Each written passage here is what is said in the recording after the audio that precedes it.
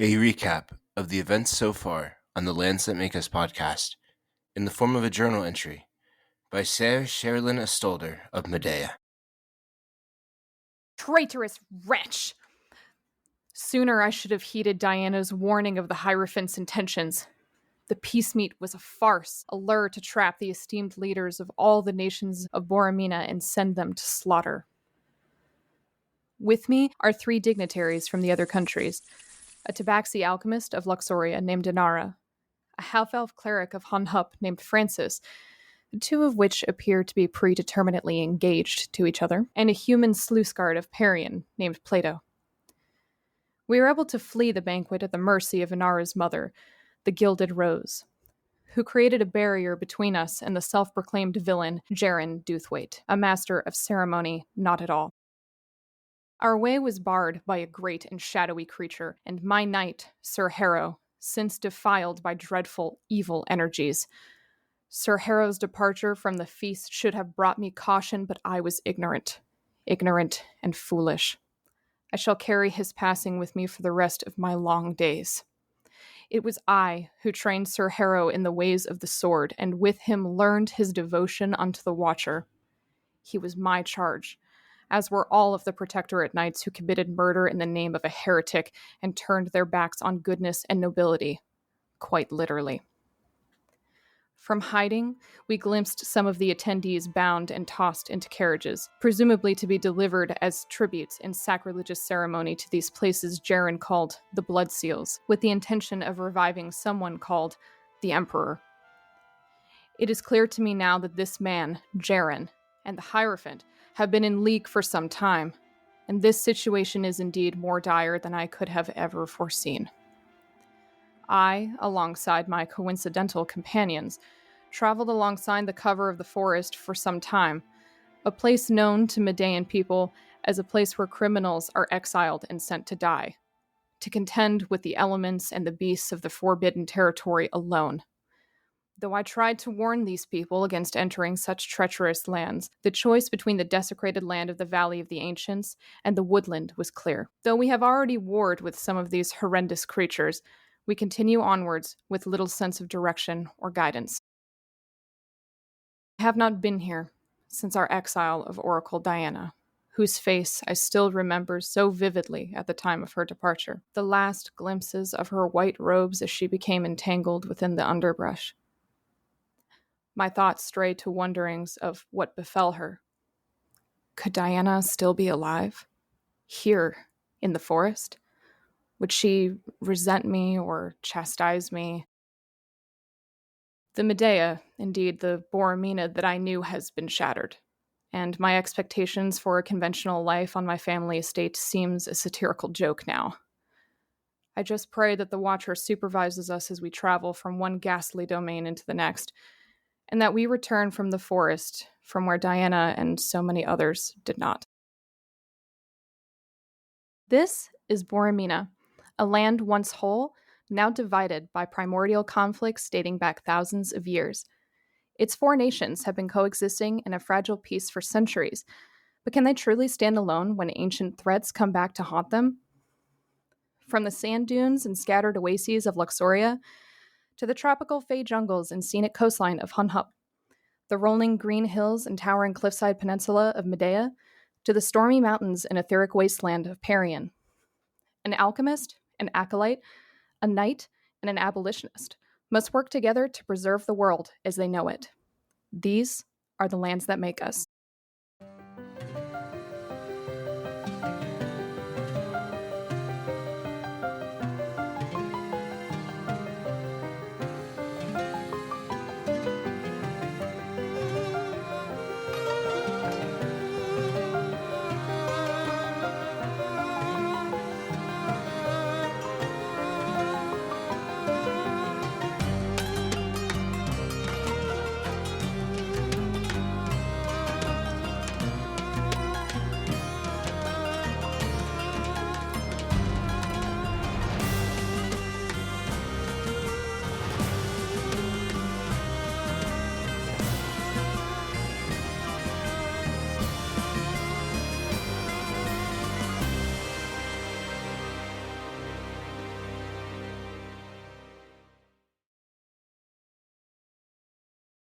Everyone can go ahead and roll HP and tell me what you get as well. Reroll first one. Bringing up my paladin page. Shoot, I will have to pick some spells. HP, that's important. Welcome to the caster's party. I got 9. And not only do artificers get to actually pick their spells after every long rest, every time I level up, I get to re-choose a cantrip. We rolled a 7 for HP. Hell yeah. I rolled 8 plus 1. Hell yeah, Francis rolled max HP. I do get my sorcery points this level, so that's good. That's awesome. As y'all kind of take this breath in, more experience having defeated these moths. 5 on the HP. I also got a 5. Nara and Play-Doh both getting 5. Yep. 5 out of 6. I will be taking Interception as my fighting style. I don't know what that is, but that's very cool. Shall I read it to you? Oh, yes, please do. When a creature you can see hits a target other than you within 5 feet of you with an attack, you can use your reaction to reduce the damage the target takes by 1d10 plus your proficiency bonus. Right. I will be tanking. Oh, yeah. That's about Plato will be often, within 5 feet. You think I'll be using my reaction to save you? We even have burns in the meta level up discussions. She's burning me constantly. Careful, you might boil his arm off. Don't worry, Water Boy. She'll save me, and then I'll save you. Fair. I'm Water practicing boy. for the real thing. Water boy? Plato, you can stay by me so long as you don't tug on my robe. Play-Doh, is water wet? Yes, stay next to the lackadaisical cleric. I'm sure he is very capable and will protect you.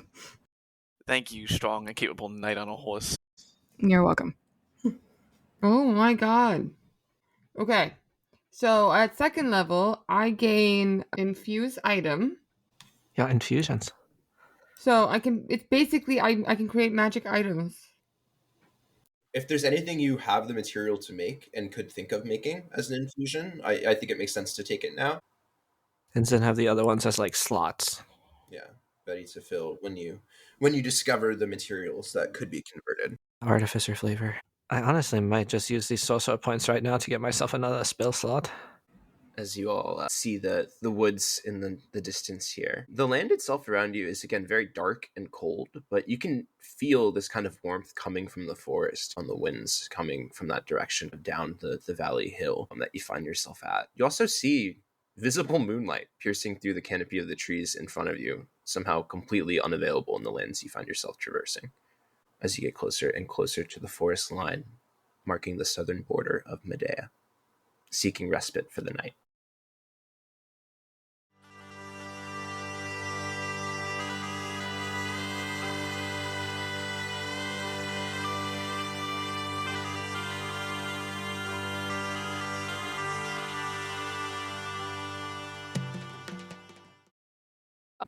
I suppose if you're walking, I recover one of my spell slots by using up my sorcery points. You see me focusing on my Vata arm as I'm walking, looking down into it. And within it, after I focus for a minute, you see sort of like a nerve system within the arm glowing light blue. And then it vanishes, and I have my spell slot back. Is it possible to retrieve my javelin after throwing it into that creature? Yeah, it takes some time. You're like using the lantern that Inara made to like search around as you do find it like 150 feet away from you. She doesn't even dismount. She has the horse kneel down on his front legs so she can pick it up. It's a well-trained creature, that much is obvious. I need a place to rest. Then I would advise strongly on resting outside of the forest border. Oh, just right there on the tree line. We'll be fine. Just right there. Yeah, it's much warmer there on the tree line. It's crazy. Like once you go into the tree line just a little bit, it's so much warmer. Yeah, your confidence is unnerving and disturbing. Unnerving and disturbing. Unnerving and disturbing. You guys all take in a deep inhale, clearing breath of the kind of dust this thing tried to protrude out on you as you guys find calm, recovering your javelin, taking a moment post-combat here as we all find ourselves more experienced. Just a couple miles still south of the forest border that we are going to seek refuge for the night. Francis is going to be leading Plato back to Inar and Sherrilyn, going very slowly to make sure he doesn't trip on the bits and bobs that are on the ground. Well, actually, Inara ran back to you guys That's right. because she, one, is too scared to be alone with Sherrilyn now because she realizes that she just runs straight into danger and will drag her along with her. But also, she is fascinated with Plato's arm. So even though we're still sort of in danger, she's like following along, pretending to be helping Plato by leading him, but she's actually still sort of like poking and trying to pass her finger through his water arm. You cannot put your finger in it like that. No, it has like a surface tension. Does it tickle? Not exactly. The feeling is, let's call it reduced. It is not exactly my arm, so to say. It is like a magical thing. Excuse me, can you two save this to when we're out of this area?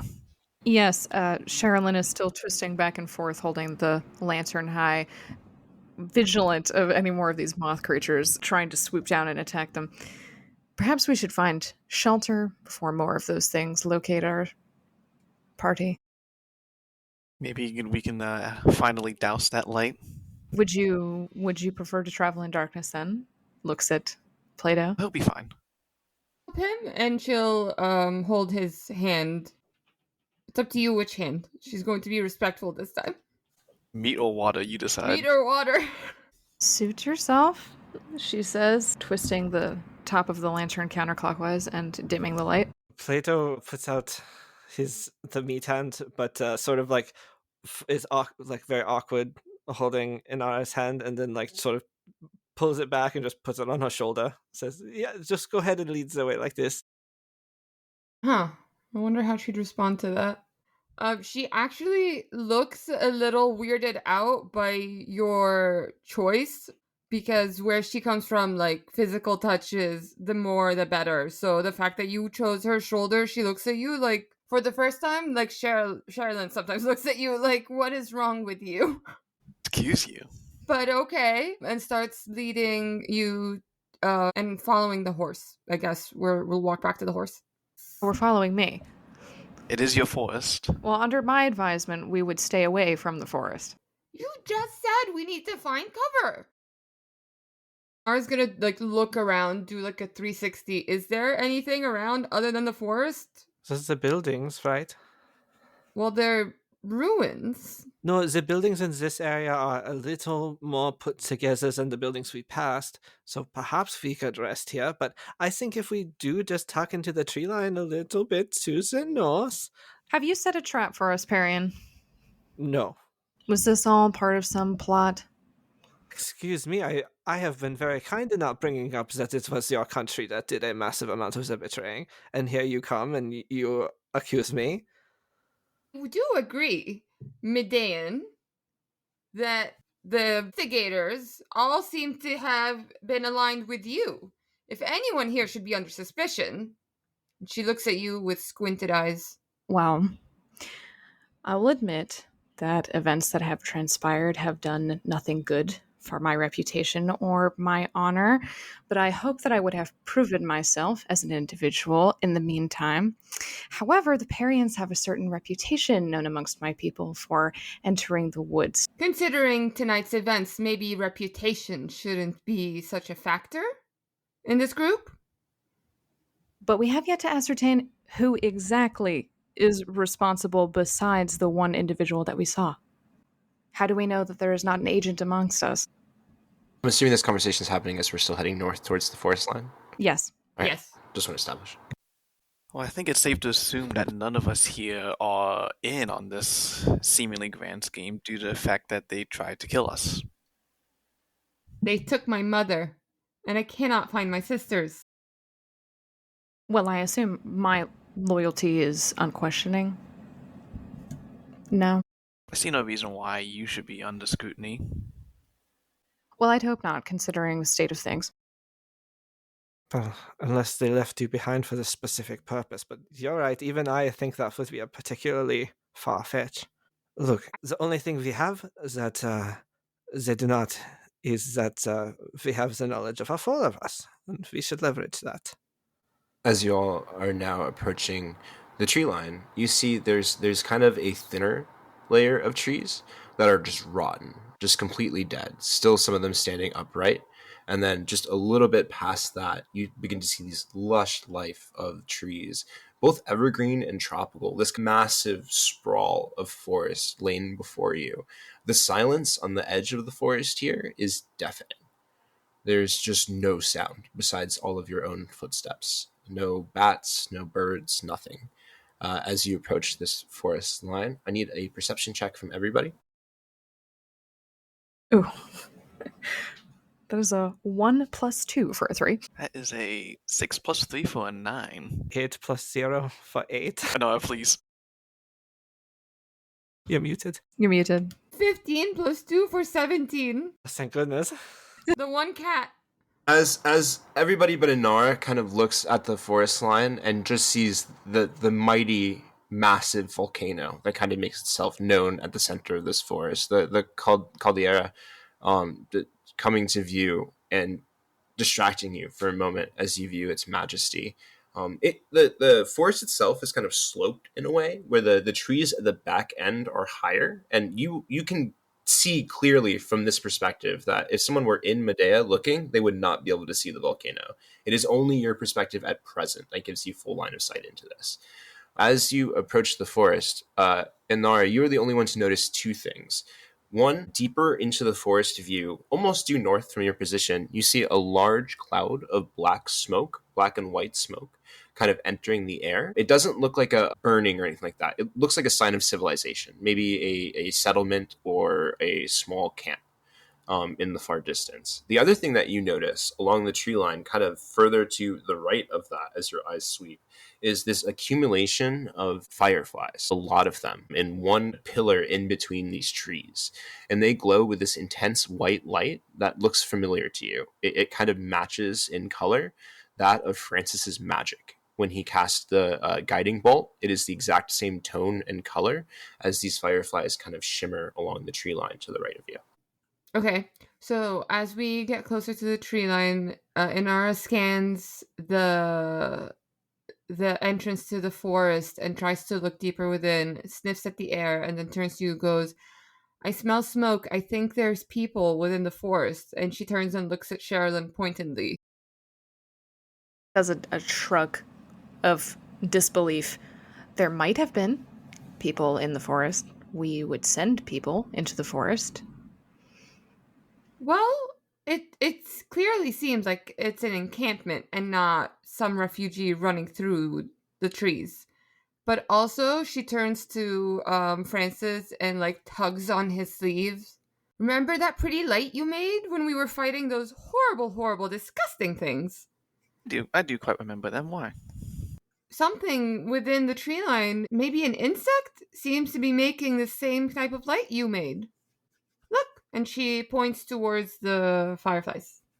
Yeah, Francis would look at the fireflies and cock his head to the side. That is interesting.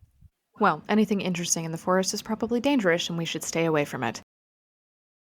I don't know that we should trust the information that you've been given by your people. I feel like my caution is well-founded. I guarantee you that some of the people that you guys have sent into that forest for good are alive and well and have made it through. You see her take pause at that comment. The horse actually slows to a halt, and she looks in the direction that you are looking. She has consideration on her features, but she says nothing. Well, if anything, dangerous or not, I feel as though taking shelter in the woods is far safer than taking shelter out here in the dead open space. Well, Francis, is your power derived from worship? Is it possible there's a shrine to your god over there in the tree line? It's possible. I mean, devotion has always been where followers of the lost get their guiding abilities. Maybe we should go look at the bugs. And you watch her pull out what looks like a mason jar from her pouch and take the lid off, getting really excited, ready to catch a couple of them. All right. Sherrilyn urges the horse in between Inara and the forest edge. She says, "Fine. in concession. If you want to look at the bugs, then at least allow me to check first. Takes a steadying breath and squares her shoulders and horse towards the forest line and very slowly urges Harkin to start walking in that direction. I will prepare a ray of frost for if anything bursts. I mean, Sherrilyn's fear seems well-founded, just in case anything bursts from the tree line and tries to hurt her. If something attacks her, I will cast a ray of frost at it. She'll have her long sword and shield in hand as they approach the forest. Harkin's legs coming up high as it tries to pick over the dense shrubbery just beyond the wall of deadened foliage. You all pass through this necrotized layer of forest, and you approach these fireflies. Harkin walks through some of these gaps in the tree lines. The fireflies all at once lose their light, and you see further in the tree line another group of fireflies light up. They're guiding us. Francis, what is the vibe on this? I mean, the whole tenet of the Lost is guiding people to where they need to be, so if these fireflies are imbued with the same devotion as my order, then perhaps they are guiding someone, or perhaps us, to somewhere. I strongly doubt this has anything to do with your god, she says quickly. How might you consider that? She's tight-lipped. As they have this conversation, Inara is literally running around them in a circle trying to catch a firefly in a jar. They are hanging in the air, inactive, unlit, and they don't even seem to really be buzzing or like flying around, as you find them completely subdued targets for easy jarring. No roll needed, as they just stay in the air as you just capture them. All right. Is there any sort of arcana I can roll to see what this is? I mean, I want to see if they are will of the wisps, if they are leading us down an ill path, or if this seems like something else. Yeah, go ahead and roll me an arcana check. 7 + 2, so a 9. No magic you've seen can explain this. Do that too on the sample I collected? Yeah, absolutely. Yeah, never mind. 3 + 5, 8. No magic you've seen or technology you've seen can explain this.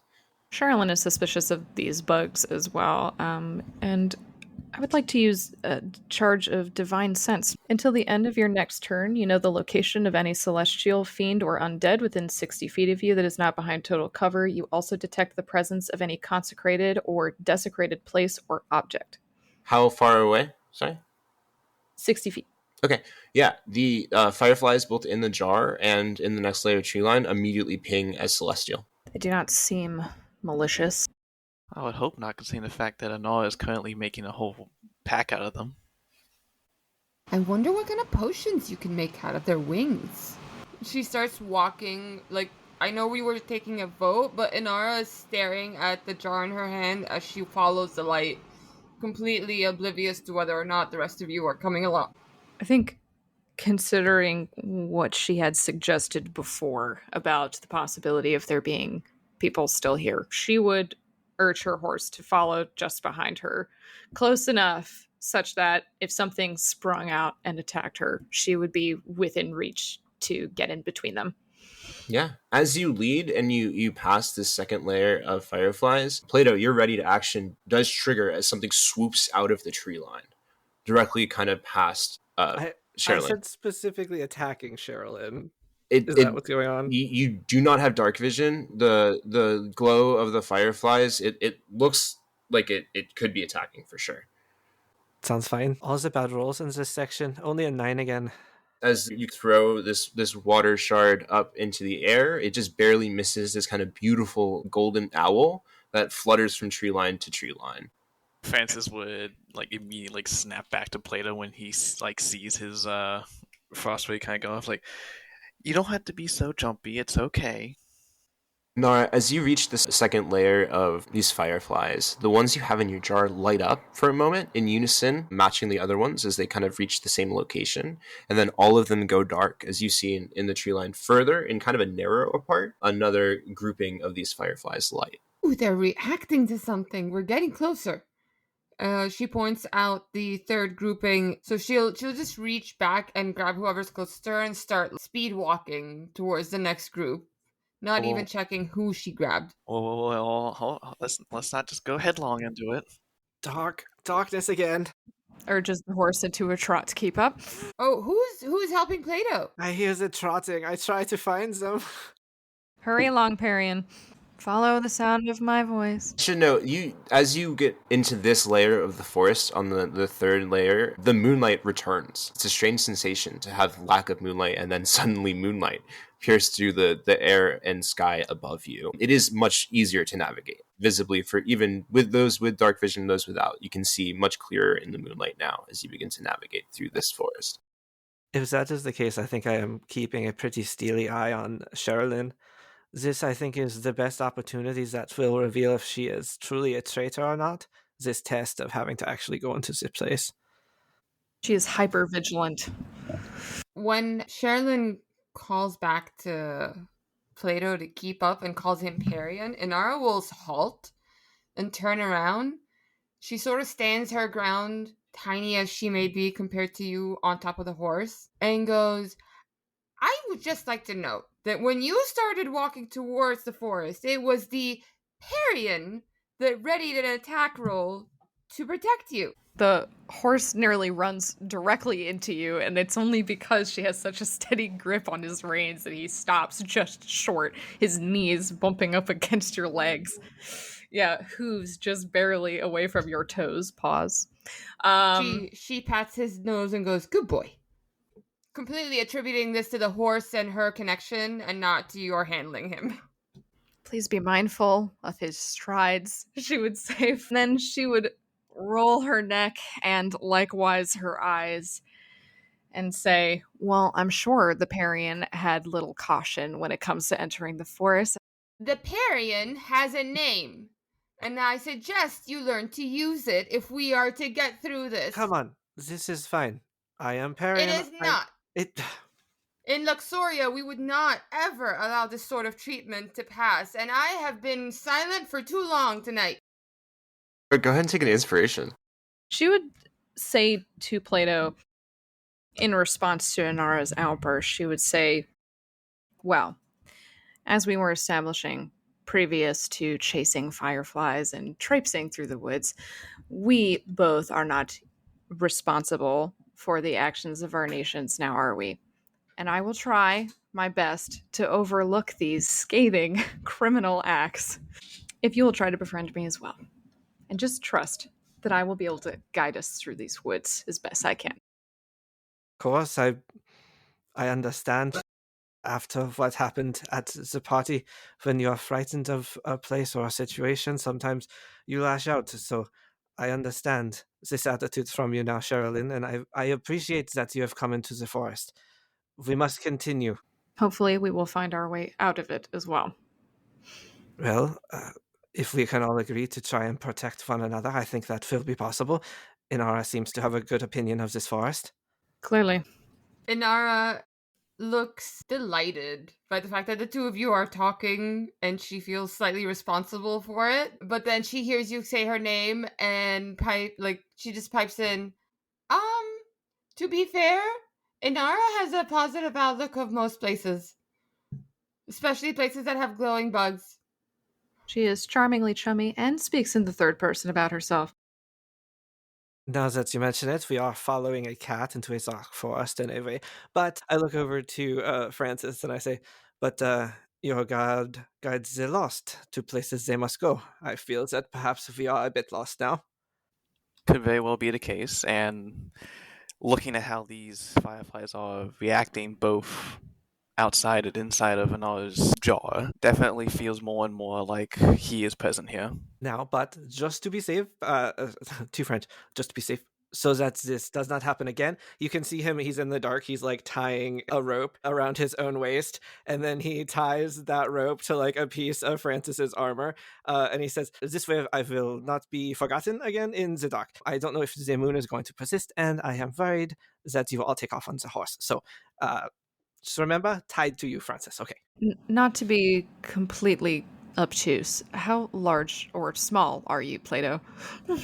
Oh, I am normal man-sized. Normal man sized. 6 foot, like Yeah, 200 like a 6 foot, pounds. 6 foot. I think probably maybe a little shorter, maybe 5'11", 5'10". I think Francis is taller than me. Nope, I'm shorter. Shorter. Never mind. Then I will be the tall one. Francis 5'9". But yes, I mean, so Vi, are you going to put me on your horse? Well, you are currently tied to another member of the party, and I fear that if I lift you atop Harkin's saddle, you might get pulled off of him and trampled underfoot. So perhaps that's not wise currently, but it is good to keep in mind.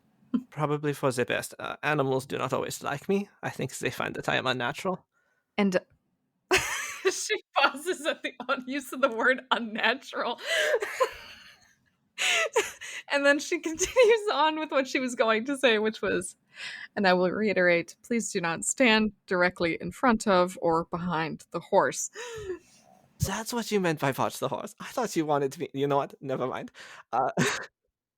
We keep following the fireflies. Francis will just glance down at the rope, look up at Plato, and just like give like a playful tug. It's like, all right, come along.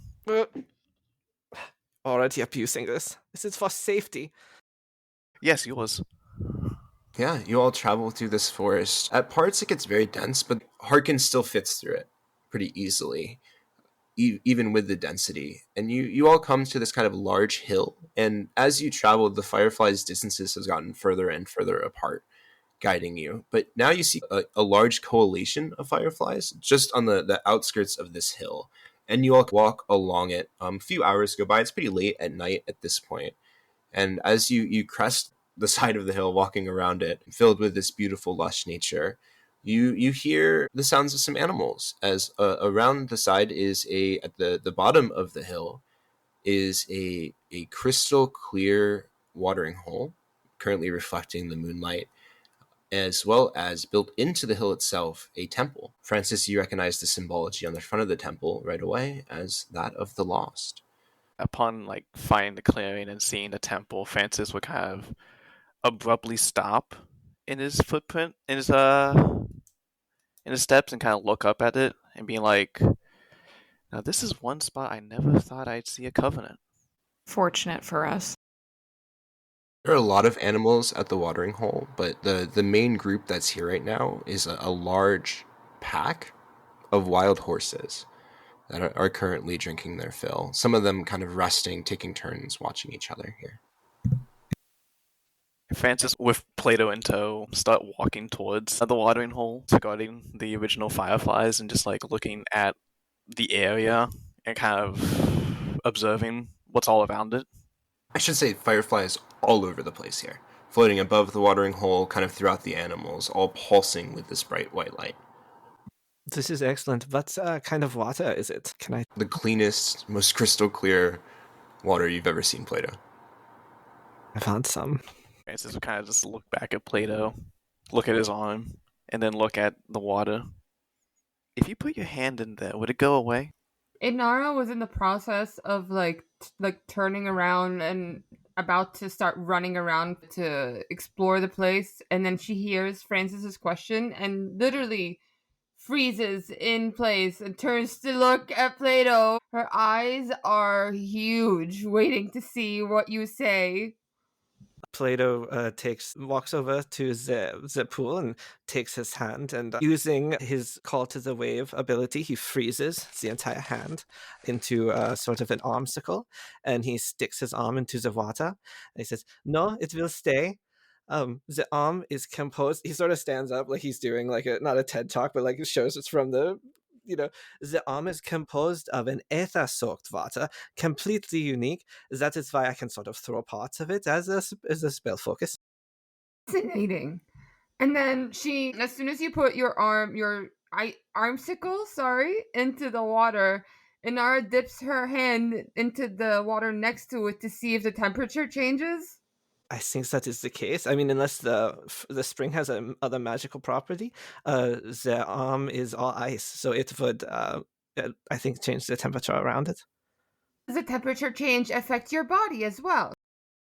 He removes his hand from the pool and says, "If I keep it cold too long, yes, it will hurt on my shoulder. I have no arms there. So yes, it is very close. I unfreeze the arm. As you're talking and you're giving the TED talk, she completely disregards your personal space and reaches up and sort of like checks your like pulse on your neck near the arm, and then tries to check your like body temperature, trying to gather some data. I pull away. I no. Oh, sorry.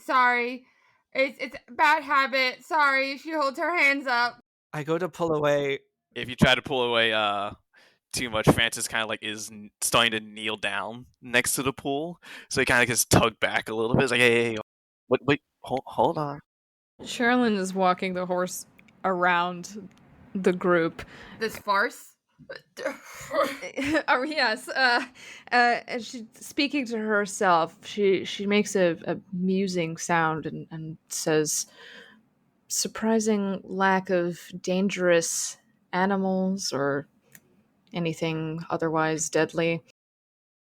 I'll even add to that, Sherilyn, as you approach the other wild horses with your horse kind of moving around the water.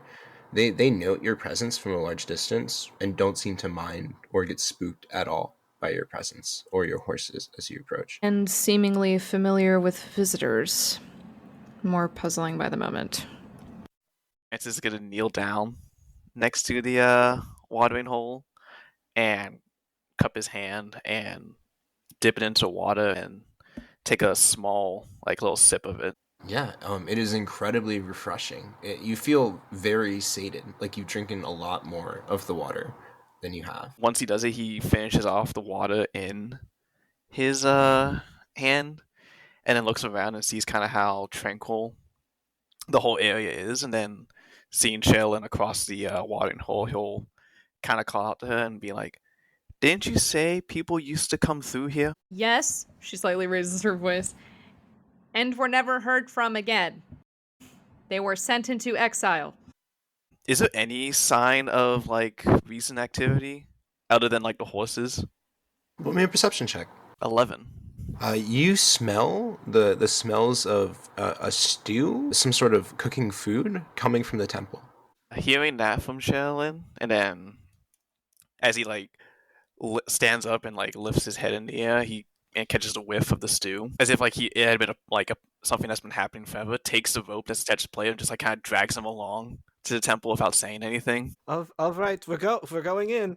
She's stopped outside of it, but she'll turn and begin to follow you. Are the doors of the temple very high, or are they regular person size?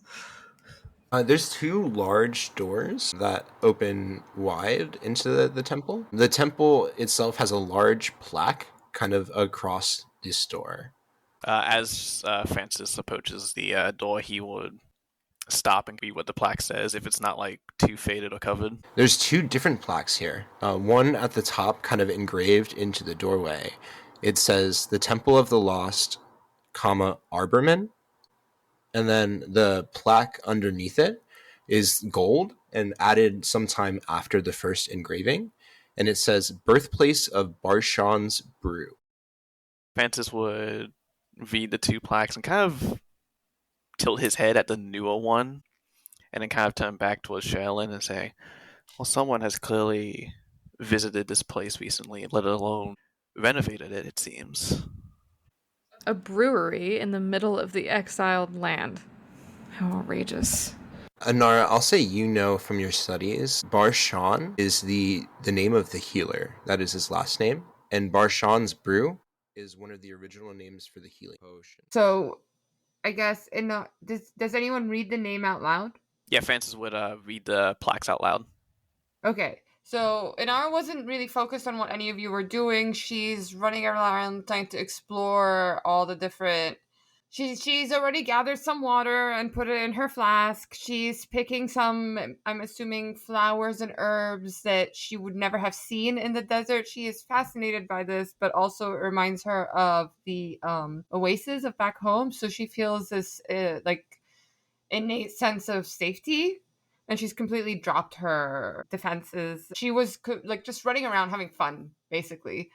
And you say the name and she immediately stops and perks up. She goes, "What did you say?" And she runs over to you. This newer plaque says birthplace of Boshan's brew. Do you know what that is? Every alchemist has heard of this story. The invention of the healing potion. Well, most of us. And she turns and looks to Sherrilyn. I don't know what stories you grew up hearing. Clearly different ones, she says with some bitterness. Francis is like, I'm familiar with it, but I don't think it usually smells like fresh stew. Well, we have to go inside. And she's already walking towards the place trying to... Is the entrance clearly marked or... Yeah, it's where the plaques are on the front doors. So yeah, no regard to safety or checking. She's just walking straight towards the door, super excited. Perhaps you should knock? Someone? I look back at Sherrilyn, just like appealing to some sort of sense as both of these people are walking towards the temple. Knock. Right. Manners. Of course. We're not in Luxoria. She slows down and stops and looks down. I'm assuming we're all still dressed in our party attire from where we were. So she is wearing this really revealing but also very beautiful silk dress that's adorned with like gold and jewels. So she straightens up her dress, fixes her hair, and as she's doing that, you hear her mumbling to herself, personal space. Don't touch personal space. Remember to ask. Personal space. And then she raises an arm. Is anyone going to stop her before she knocks? No, Yes. You're stopping. She's going for it. I'm saying, like, she's raising her arm. She's fixing her dress. Yes, as I was saying, she prefers not to dismount as much as possible, but seeing how determined you are on approaching this place, heedless, she would slide out of the saddle. You would hear the sound as she slid off. Quickly, she has pretty long legs, long strides towards you. She would gently grasp your wrist before you could knock and say, perhaps I should go first. Inara actually stops and thinks about this for a second. She looks at you and goes, I understand your urge to be vigilant, but may I ask you politely to please not... She like stumbles and she's trying to like remember the lessons her mom gave her about like etiquette. Her eyebrows are raised. And she looks back at you. She goes, please don't insult the people inside. What makes you think I would insult the people inside? She asks very seriously. She looks from you, looks back to Plato, looks back to you, and goes, I mean, you don't have the greatest outlook of this forest and the people that may exist within it. And so perhaps we should just keep an open mind before we go in. In Luxoria, we believe that all opportunities to expand your cultural knowledge are a great deal of wealth and value. She is exercising extreme patience to not say anything and allow you to speak here. But she looks very serious. Like she's normally very hyper vigilant, very skeptical. She can be a bit sarcastic when she speaks, but right now she is dead serious, looking you straight in the eye. She says, believe it or not, I have no ill will towards the people who have been sent here. I would actually consider them friend. You see her head tilt, and she's got this like she all looks genuinely confused that you would call them that. Well, that's great. I guess then we won't have a problem. And she steps back and allows you to take the lead. One problem. My clothes are covered in my own blood.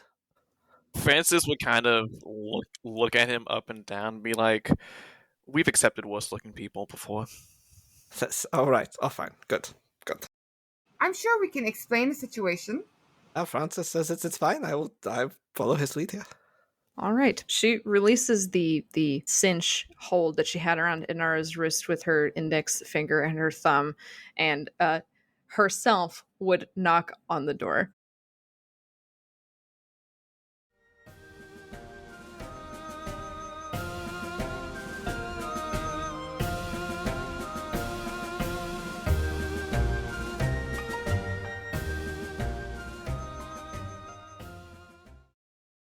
The door opens a bit under your knock, being this push door that is not heavy, but you knock as it kind of opens a little bit and then recloses. You wait for a moment or two. No one comes. The smell of stew even stronger now. She has her left arm through the straps of the shield, and she would lean her right shoulder into the crack that is forming in the door to push it open slightly more.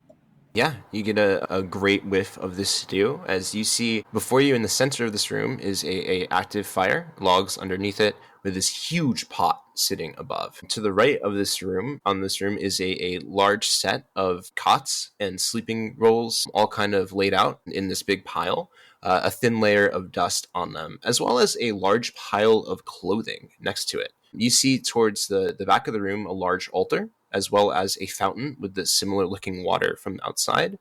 And then to the left of the room, kind of set up this huge open singular room space, is a makeshift lab. A lot of equipment along a set of tables with 4 different sized potions with this kind of red coloring sitting on the table with like equipment actively used. There's no other humanoid presence in this room as you do a visual sweep, Sherrilyn. How large is this space? It's pretty large. I'd say a good 60 by 40. Okay, well, in that case, I would like to use another charge of Divine Sense. You find that the ground within the church, as well as the pond, are all consecrated. She would push the doors open slightly more and take a full step inside, calling out, "Hello? Greetings?" None of us hear a response. Inara will turn to Francis. Is there a special greeting we're supposed to use? Usually people who come and go are simply passers-by or looking for help, and so if there's no one here to welcome them, then usually We can go in? he gives her this, like, behave look. She turns back to you and she looks completely, like, genuine. This is me trying. So long as you are respectful, any temple of the lost is open to you. And that is well, and I say we follow Francis's guidance. I will untie myself from him and go find maybe a place to sleep or wash my clothes. So, following Sherrilyn's lead, Inara is going to walk in after her. I'm trying to walk in slowly and respectfully. She's going to scan the room. The moment her eyes land on the lab in the corner, you all see her freeze. And if anyone is still close by, you hear her go, "Oh, mama." And she just is actively shivering, like, a cat that's been overstimulated and is like purring, but also like shaking. Like, she is actually just standing there staring at it, and then looks to Francis, looks back to the lab, and she goes, um, what are the rules? Can I? She can't form a full sentence. Francis would walk in after her and, like, look at her being, like, overly excited and look at the lab and then take a very deep, slow breath and look at her and be like, "I'm coming with you. Don't touch anything until I look at it." You see her put her hands behind her back and hold on to her belt just to have something to grab onto so she can control herself. Yep. And with that, he will walk towards the back of the lab.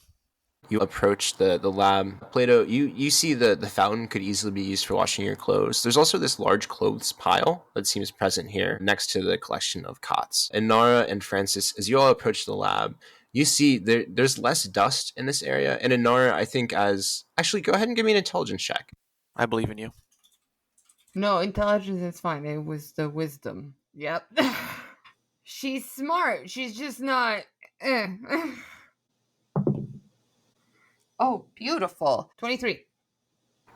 This is what your lab looks like when you haven't been here for a weekend. You think this was last used about 48 hours ago as you look amongst the equipment.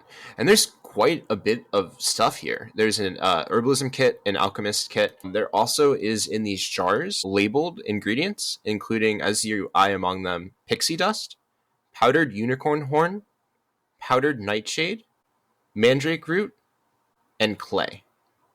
Would these all be things that she has like used or heard of before from where she's from? Or are these all like...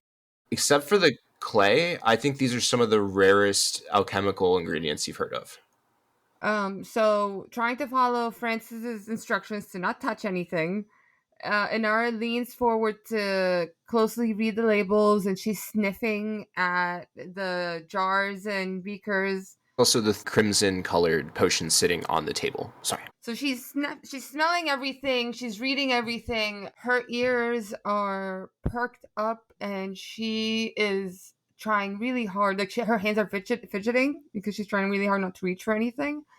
She turns to you and goes, "Whoever uses this lab really knows what they're doing. This is some of the rarest and most amazing things I've ever seen." That begs the question what it's doing here. Alchemy is not uncommon in the temples, but on this level is nothing I've seen. We're all close enough to hear each other. Yeah, it's also definitely way more makeshift than your lab. All of the stuff here that makes this lab is brought in. Like, none of it is built into the temple like the rest of the stuff here. To Francis's point. Sherrilyn would tack on, yes, it appears that they were expecting visitors. Is there any, journal or, signs of ownership in the lab, or is it all just ingredients and alchemic wares? Just ingredients, alchemical wares, and these 3 completed potions on the side of the room. Sherrilyn, what are you doing in this space?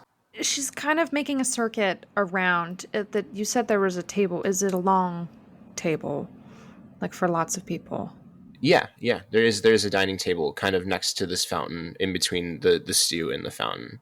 Yes, so she'd walk around the side of it past the lab where Francis and Inara are standing, past the fountain where Plato is washing himself, and towards the fireplace. And I think she would lean over and just cast a cursory glance into the pot. Absolutely. As your eyes glance around the room, give me a perception check as you approach the pot. I'll say you look in the pot, it smells absolutely delicious. It is a very full pot of stew that's kind of simmering, and it is just hearty and full of ingredients. You see a bunch of different meats, a bunch of different cut vegetables, roots, stuff you do not recognize, all kind of mixed together here, boiling, and it smells very good. 21 on perception.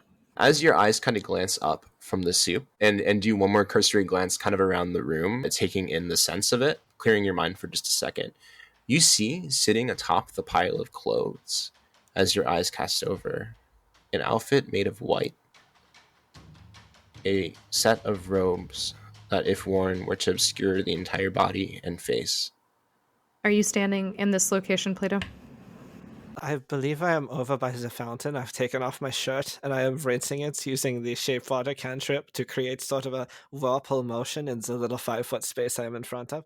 Just dipping it. It's very important to Plato that he look sort of fussy in this way, that, he needs to look presentable. So he has to make sure it's cleaned off. Okay. Well, while he was doing that, she would motion to move him a bit aside so she could look down at the pile of clothes, taking a couple of articles off of the top and taking the white robes in both hands. You'd see her bring them to her face, and she'd actually smell them. You immediately recognize the scent. You recognize the robes. She's slowly shaking her head, her features crinkling. That's not possible. Is it? Are those your clothes? Someone I know who was sent here. So perhaps Inara is correct. People survive? For the first time, there's a little glimmer of hope in her eyes. Yes, I hope so. Sincerely, I do. Inara, hearing this, straightens and turns to you, goes, "I'm sorry if I didn't mean to be catty earlier," she says, and smirks at her own little joke. She is a cat. I say to Sherrilyn right beside me. She's too somber to laugh at that or say something witty. When I said that I'm sure that people have survived this forest, it is because that I have met them in Luxoria. Wahid al-Ahlam is home to many people who have survived this forest. If there is someone dear to you that you believe to have perished here, it might help for you to travel some. They may still exist somewhere beyond your borders. And then she immediately turns back to Francis and goes, Can I please touch Can I just touch the potion? But I promise I won't do anything to it. I just want to cast Identify. I promise. But can I touch one? One? Promise you're not going to use it? I promise. Francis like takes one step back silently, like to give her like the confirmation. Yeah, go ahead. She would reply to herself, since Inara is so caught up in this. She would say mostly to herself, but I suppose also Plato would hear because he's very close to her. She would say, well, I hadn't the chance before, but maybe. There were many people sent here whom I knew personally, but this one, she's different. Can I clock the outfits that she is holding? It seems like a very specific garment. I would say yes. With your passive insight, you pick up on as Sherrilyn kind of holds these robes before her and smells them, getting like a good look at them. They look very similar. They're larger, for sure. They're like full adult. Because I saw her at the feast, didn't I? The other one. They match the robes the Oracle of Sabina wore at the feast. So that is interesting. I was just making a mental note of that. Well, perhaps we will find them. The tiniest quirk of a smile tugs at her lips. I hope so. There's a version of a saying in Perian, one I like quite a bit, that nothing is ever truly lost. That's a good saying. It's translated a bit rough from this loose, but I like it. Perhaps we shall adopt it then. Inara hears your conversation, but her back is turned to you because she's still staring at all the potions. She goes, well, I mean, some things are truly lost. Some people that travel the deserts are never seen again. Completely oblivious to the tone behind her. Yeah, her look immediately darkens, but... Don't you have a lab to look at? Francis would kind of like overhearing both conversations would kind of just like gently elbow Anara in the back, like stop it, go back to your lab. Okay. And she immediately puts a hand out to one of the potions. With the other, she will open her bag, take out what looks like a small fabric pouch tied with a gold string. And as she unties it and spreads it out on the table, you guys see just a collection of gems and pearls and precious stones, different values and qualities, but things that she would have both collected along her travels. But as the daughter of a council member and someone who lives in Wahid al-Ahlam, gems are abundant and precious stones even more. So there's a lot of lapis lazuli, tiger's eye, amethyst, things like that. She starts to rifle through them with her fingers until she finds a small little pearl that she crushes in one hand while touching the potion in the other, and she will cast Identify. Yeah, as you cast Identify and come to understand the alchemical substance, kind of testing it with your artificery knowledge, you come to understand that this is the most perfect healing potion a healing potion can be. It is a potion of supreme healing. It is absolutely perfect in its make. No one could do better in creating this. There is no better healing potion possible than the one before you as you identify and test it. A master alchemist created this.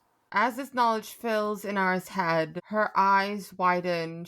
You guys hear her gasp, and she goes, "This might as well be Barshan's brew itself. I've never seen anything of this quality. I must meet the person who made this." And she starts to examine the lab with even more interest, like a new fascination, looking for any notes, notebooks, pieces of paper, anything that she could potentially learn from. Well, perhaps if we linger, we'll meet them. Lingering, I think, is not so good.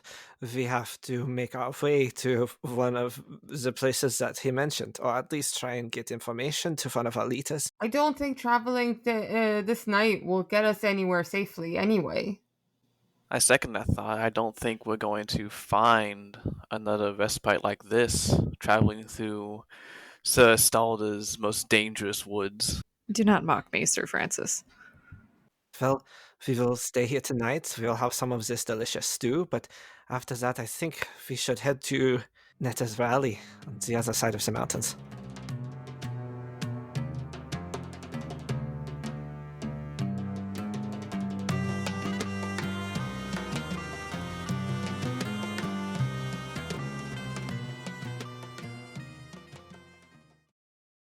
We are all kind of within this warm temple. I should mention, once we've gotten into the forest, the earth and air around it has been quite warm, a very comfortable heat. The soil itself, very capable of growth as plants seem emerging from everywhere.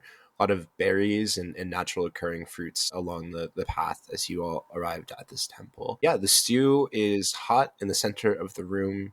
What are we all doing? I've taken my shirt off, and as you can see underneath the side where the water arm is, there is it's called a Lichtenberg scar. It is the scar that happens when you're struck by lightning, and it's sort of spreading out from his shoulder where the water arm is, and it's like there's a light blue glow to it, and underneath, so he has his body I would describe as Goldblum-esque, like Jeff Goldblum's body. And he's got like some chest hair, and where the scar, where the Lichtenberg figure goes across the chest hair, it is white in that sort of same shape, sort of gray and white. And just to describe what he looks shirtless. Trying not to look at you out of Respectfully. decency, respect. Now we are respectful. Inara is struggling. She's looking at you, but also still fascinated by the lab, but also trying to remind herself that you were very against being touched, so you probably won't want to be looked at. He is totally focused on trying to remove this blood from his clothes. Amazing, because Inara is looking back at you every once in a while. Did we ever say what was in the actual stew?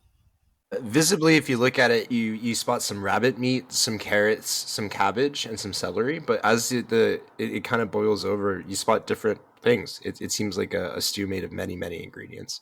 Were there place settings at the table? If so, how many? There are not. By the stew, there are clay bowls on the ground, a pile of 3 and 3 on either side, but nothing on the table itself. I think Sherrilyn would continue moving around this space, picking things aside, analyzing the place where the cots are, the pile of bedding is, and trying to ascertain maybe exactly how many or the types of people who were here. And she wasn't at the lab when you established how long ago things were made, so she would also be trying to figure out when the last time they were there. She has this building excitement, hope in her chest that she is trying to kindle. Roll me an investigation check. 11. There is a pretty thick layer of dust and some cobwebs over the cots and clothing. You think it's been at least a month or so. How long ago since she saw this person who was sent here? I would say the New York Gold was installed pretty quickly. It took at least 2 weeks to get here. I would say probably 2 months, month and a half at the minimum, if not longer. Perhaps she had been here then, she says to herself. Francis just walks over to the stew and overhears the last part of Sherrilyn's mumbling. And kind of comment, well, you said yourself that people don't tend to stay here. Well, truth be told, I haven't the slightest idea of their fate after they're sent here. We see them enter, and they are never seen of again. Well, whoever owns that little setup in the back has been here relatively recently and has been clearly busy. Well, then we must wait for them to return. So now you want to wait. We don't have time for that. We have to stay here overnight and then get some of the information of what has happened. We don't have time. You think we'll be able to reach these places that we heard mentioned reasonable amount of time, enough to save everyone? It's very optimistic. It is possible. Netters Valley is right on the other side of the mountain range here.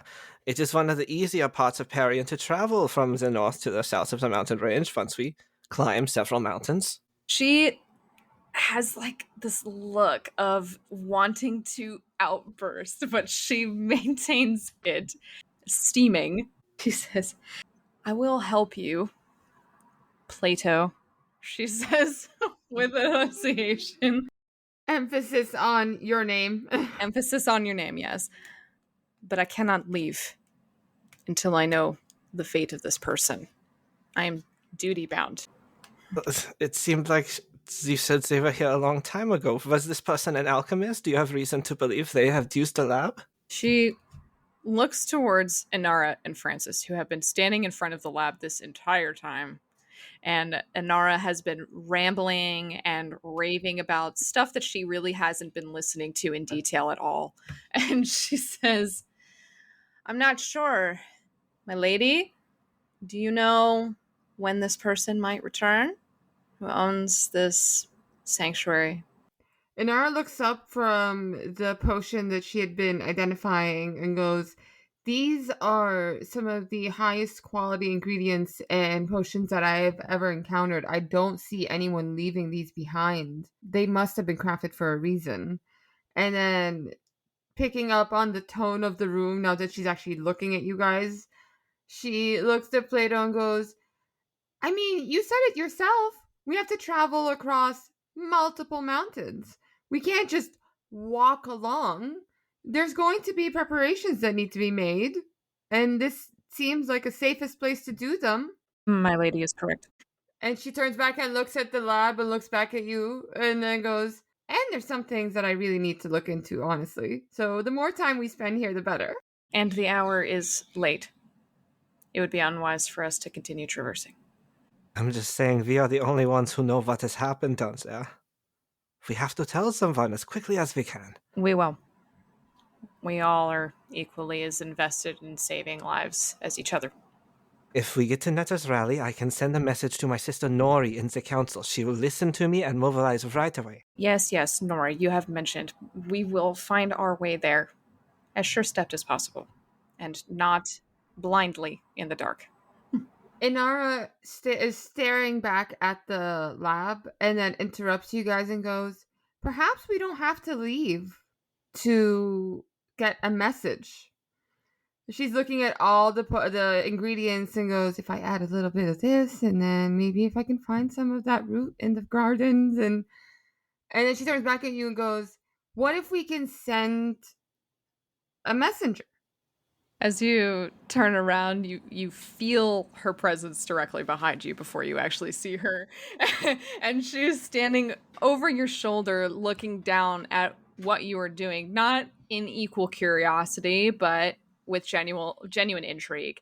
And she offers, what do you need?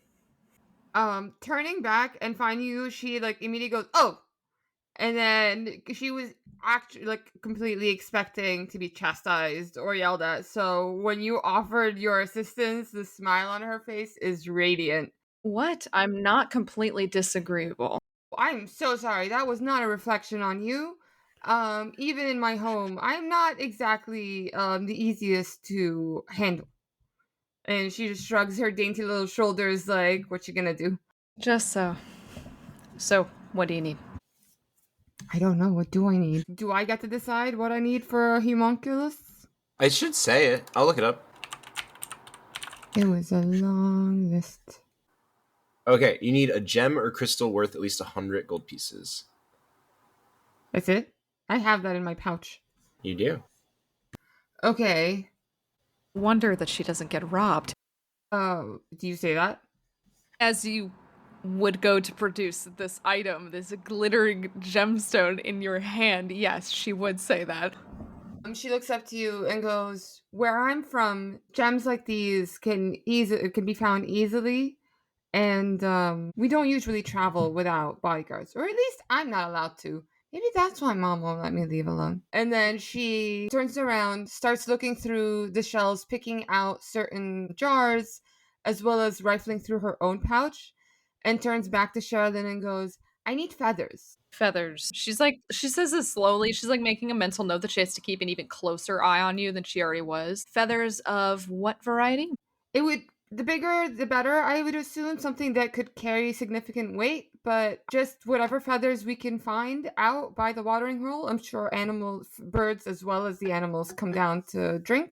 Well, I am not a hunter, but I will do my best. And she turns back around and completely oblivious to anything the rest of you are doing. She starts grinding some things with a mortar and pestle, picking out leaves and stems from a pouch of herbs. She's going absolutely crazy. Sherrilyn goes outside. She doesn't wait for anyone to offer assistance. She returns outside, throwing open the doors with the weight of both arms, and finds her horse and will quickly urge it to start trotting along outside this pond, looking for a bird with considerably long and weight-bearing feathers. Harkin started playing with the other wild horses. While you were in the temple, and like kind of as soon as the temple doors open, you see your horse like snap to attention and rush at you like he didn't leave. But you do catch just a moment where he's kind of like neighing and running with the other horses. Yeah, she has a bewildered look on her face, seeing her war horse playing with the ponies in the glen, but she won't say anything to disparage him as he comes closer. After all, that he is her closest friend, so she'll say nothing more of it and just climb onto his back, patting his neck, wandering around looking for these birds. You do spot another golden owl kind of taking over, as well as some smaller birds. At night, it is not as many in the sky, but even then, because of how much life is plentiful in this forest, there are still nighttime creatures that are plentiful. Your best bet would probably be one of these golden owls.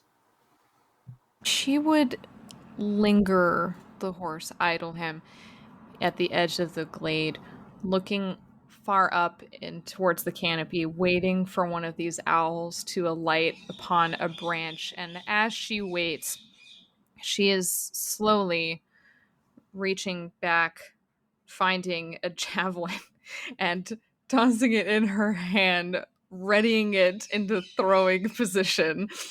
I love it. Roll me to hit. 17.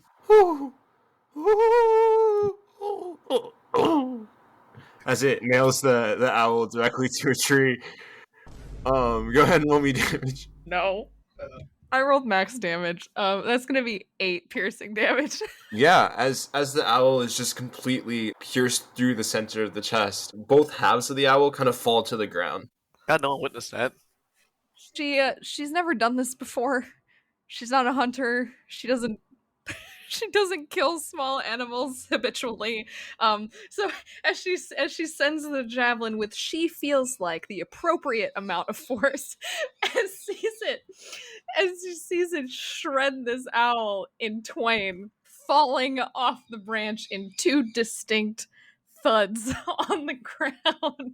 She takes a silent moment to apologize to this creature before going over and retrieving the owl, but not before using the javelin to pick it up like a kebab. Now we're gonna have to tag this with owl death. You just have each half of the owl lined up on this javelin. She's holding it like this over her head. And she will ride back to the temple with it in that position, travel back through the doors holding it straightforwardly, tip out, the wings dangling. Harkin makes a big show of like presenting himself in front of the temple as the doors close. Like he's definitely not going to go anywhere. Like he's like She chuckles and pats him on the rear. I'm sure you will, she says, sort of understanding horse speak.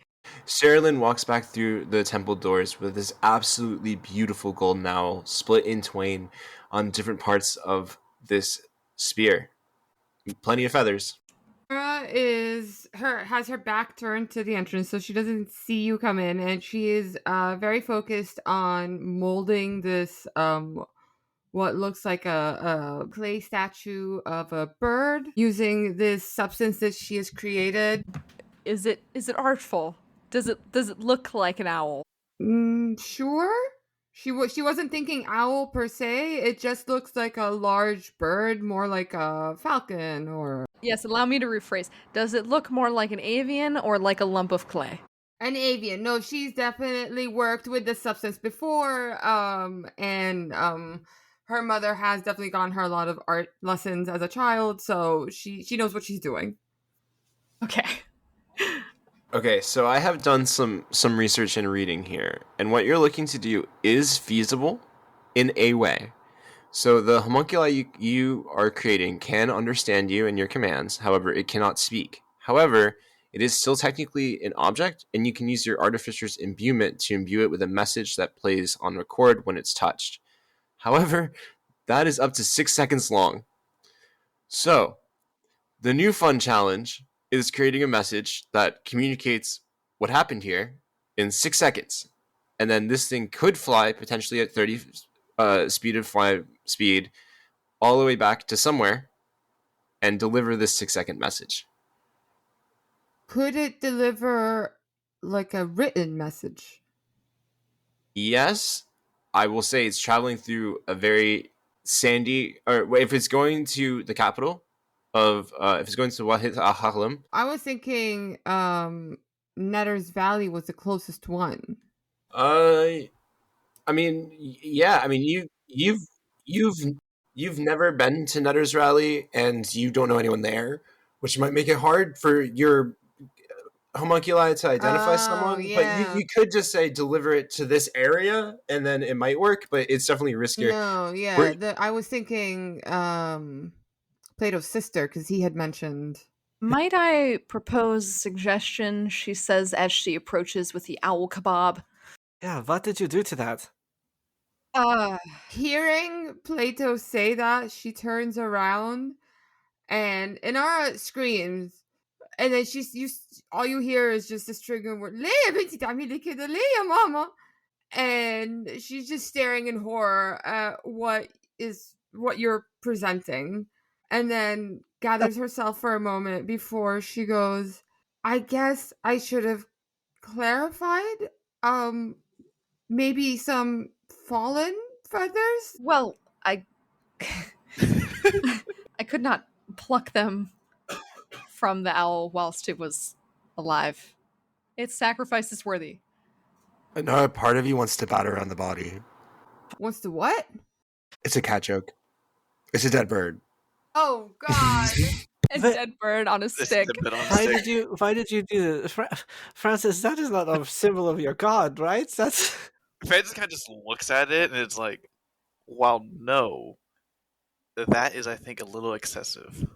So, yeah, Inara will reach out, gingerly taking the pieces off of the spear. She's not unfamiliar with using body parts and such. However, she does turn back to Sherrilyn and goes, in the future, when gathering materials, it's always preferable to go with the least violent method first. And just for your reference, birds shed feathers regularly, especially at spots like this, at watering holes where they would clean their feathers. So perhaps, maybe, perchance, next time you could just check the ground before immediately slicing a potentially blessed animal in twain? She says as she holds one piece in each hand to you. She makes a like a rasping awkward noise as you hold the bloody halves of the owl in your hands, lowering the javelin. Noted. However, this will work. Good. Yes, that was the intention. But as I was mentioning, I have a suggestion for our current conundrum. Please. Well, to be fair, she has no idea that you're planning to put a vocal message in this thing. So she is obviously thinking you're going to put a written message on the leg of the thing and send, okay.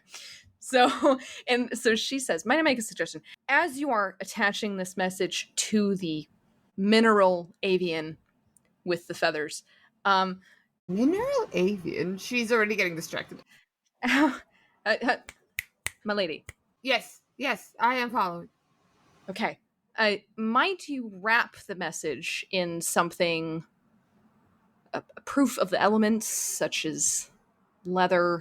Well, that would all depend on whatever supplies we can find here. Then she turns back and looks at you and goes, and I really don't think it's worth sacrificing another animal life just for a piece of leather to wrap around a message.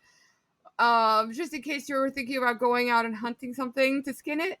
However, the issue with sending a written message would be that unless I'm sending this back home, this bird could fall into the wrong hands, and a written message will not survive the desert storms. The bird might not either, based on how you describe them.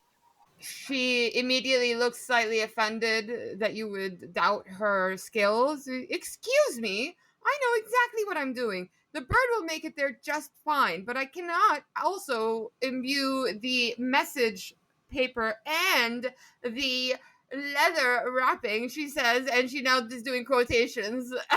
She sighs heavily, and as she is being chastised for yet again putting her foot in her mouth, she goes over to the pile of clothing and digs around until she finds a belt and brings it over to her. And as she says leather, she puts the leather belt in her hand.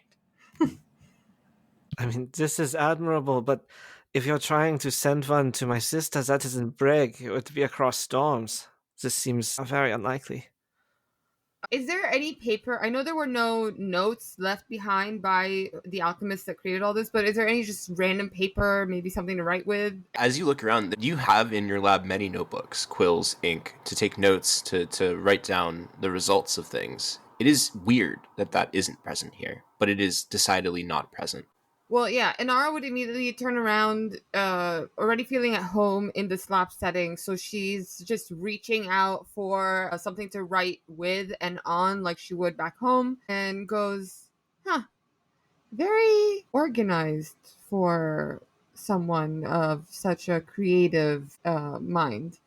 And she looks a little puzzled, but then she reaches into her pouch, and I'm sure she's got like a piece of paper, and starts sketching out a like rough map of the area, trying to figure out what the closest and easiest direction would be to send this homunculus. Yes, so my proposal is we cross maybe these mountains here, go down here and cross these mountains, and then this area right down to Netus Valley. Quite easy. Is that I easy? do agree that crossing the mountains would potentially be easier or safer than crossing the desert with our current party and our lack of supplies. However, I would like to send the message to Wahid al-Ahlam, and then we can head to Nether's Valley. I think that is a good idea. It has the best chance of reaching Fahetzi al-Im. Fuck. I would love if you butchered that in character, to be honest. Because it can fly, correct? So over the desert to a place that you know, to someone that you know. That seems like the best idea. No storms. I do agree, and perhaps if we don't weigh it down with anything, we'll get there faster, and we can make our way to Nether's Valley, she says, and then she turns back to the carcasses and starts to pull out the feathers that she's gonna need. And once she has a decent pile of them, she will turn and hand them to Plato and be like, would you make it all and clean the blood and gristle off of these, please? Fine. Carries them over to the fountain and starts washing them. This blessed holy fountain seems to maintain cleanliness despite the blood that you're putting in. I suppose before I go over and do it, I look at look at Francis to see if this is okay. I can create water if it is not.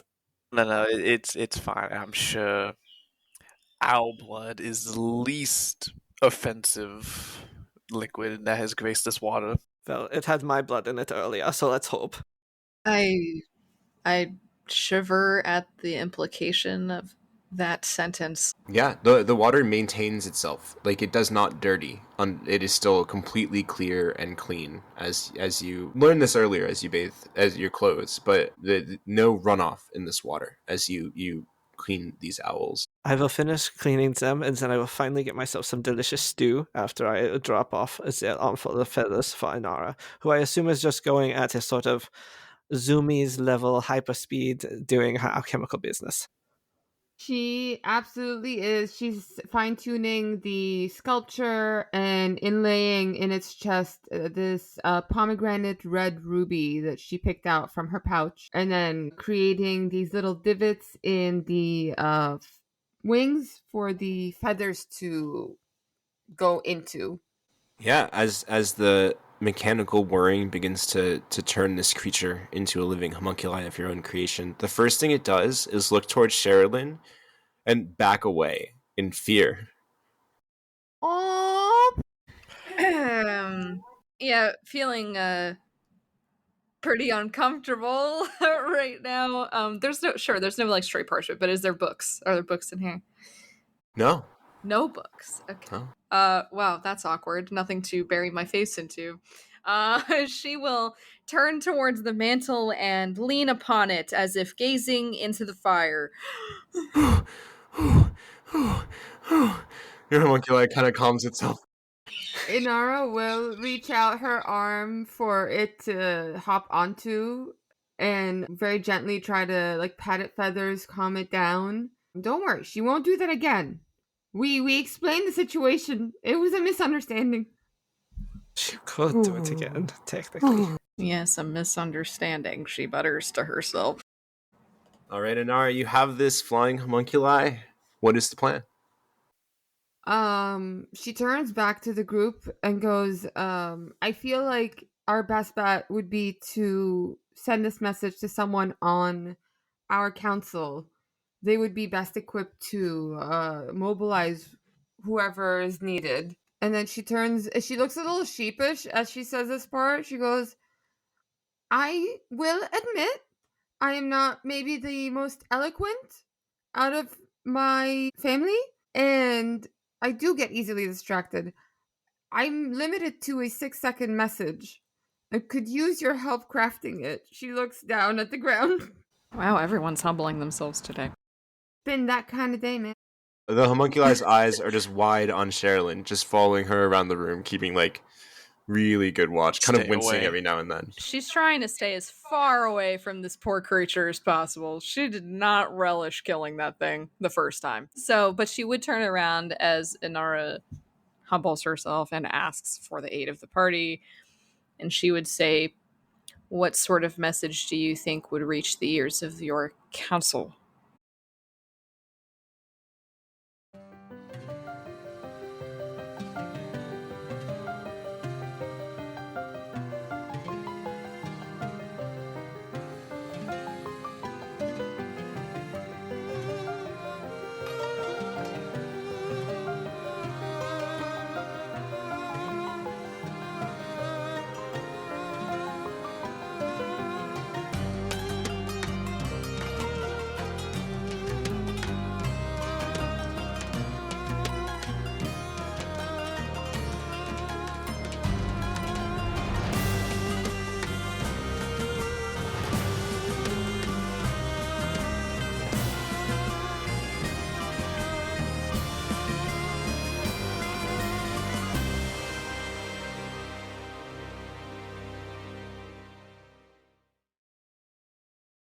Thank you all so much for listening. We'll be back next week with some Tales of the Divine, short stories and glances into the divine pantheon within the world of the lands that make us. Also just wanted to give a shout out to Matt, Michael, and Nick Wolf. Thank you all so much for your continued support as listeners. Thank you so much to Dustin Goddard for the theme music and to Julia Folkart for the amazing cover art. You can find more of her art in the show notes. Hope you have a wonderful rest of your week, and we'll see you next time.